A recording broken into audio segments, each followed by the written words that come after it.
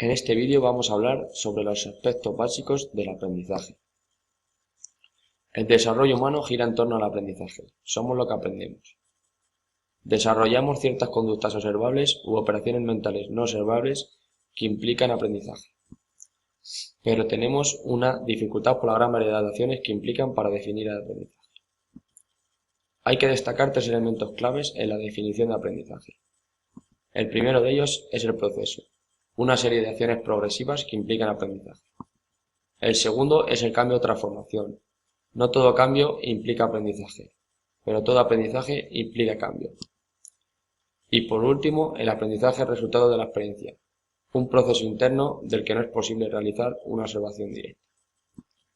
Con estos tres elementos podemos destacar la siguiente definición de aprendizaje.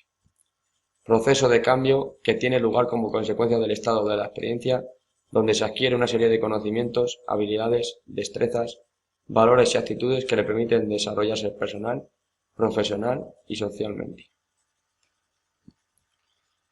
Entre los factores que intervienen en el aprendizaje tenemos los siguientes: recepción de la información, comprensión de la información, retención de la información con la memoria y transferencia de conocimiento. A partir de estos factores destacamos tres categorías. Poder, es decir, tener inteligencia, actitudes, conocimientos previos. Querer, es decir, tener la motivación necesaria. Y saber, es decir, tener ya una experiencia previa. Otros factores que implican aprendizaje son necesidades, ambiente, condiciones físicas y características personales. Gran parte de la vida la pasamos aprendiendo. Es un fenómeno del que a veces no nos damos cuenta. El aprendizaje no solo se da en los humanos, sino que todos los seres tienen aprendizaje. Es por ello que hablamos de la universidad del aprendizaje, lo que le convierte en un fenómeno que requiere gran atención. Vamos a hablar ahora de dos perspectivas teóricas sobre el aprendizaje. El asociacionismo tiende a la conducta, es decir, lo que se hace de manera observable. Según Aristóteles y los empiristas, nacemos como una tabla rasa o libro en blanco, y a través de la vista vamos rellenando ese libro. En la cabeza tenemos un fiel reflejo de la sociedad. Y el constructivismo, que se basa en una psicología cognitiva y en procesos no observables. Vamos a entrar en fondo en cada uno de ellos. El asociacionismo tiene tres leyes, que son la contigüidad, procesos que se producen de manera seguida en el tiempo tienden a asociarse. La similitud, dos procesos similares tienden a asociarse. Y el contraste, los elementos que son muy distintos se tienden a asociar. Como resumen, el asociacionismo tenemos que es una extracción de regularidades en el entorno. Aprendemos viendo qué cosas tienden a ocurrir juntas, se parecen o son distintas, y como consecuencia siguen a nuestra conducta observable.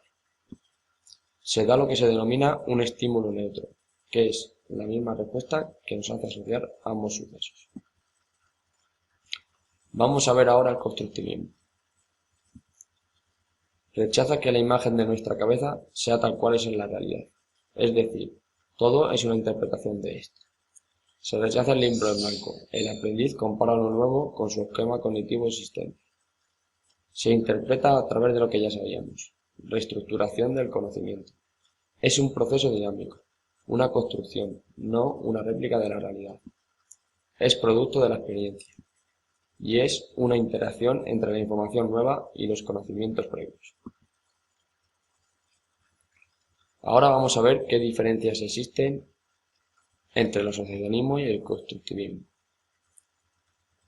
La unidad de análisis. En el asociacionismo son los elementos y en el constructivismo son las estructuras. El sujeto en el asociacionismo es reproductivo pasivo y en el constructivismo es productivo activo.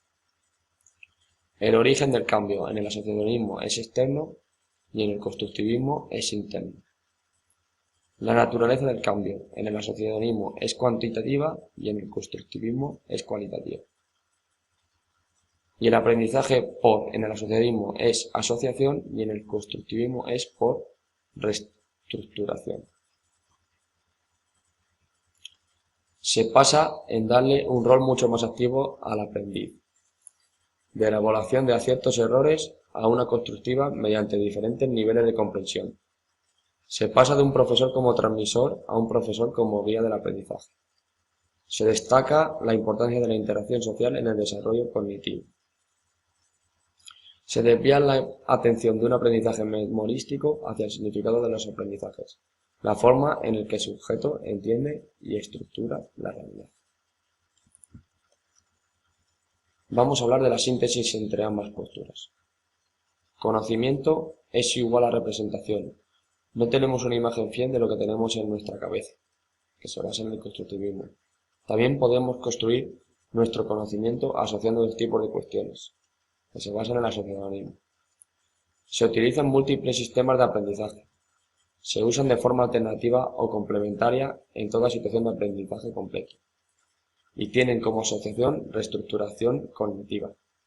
Por tanto, se da que sí es posible esta integración entre ambas posturas. Por último, tenemos que saber que la postura teórica que tengamos como docentes afectará a la postura de enseñanza.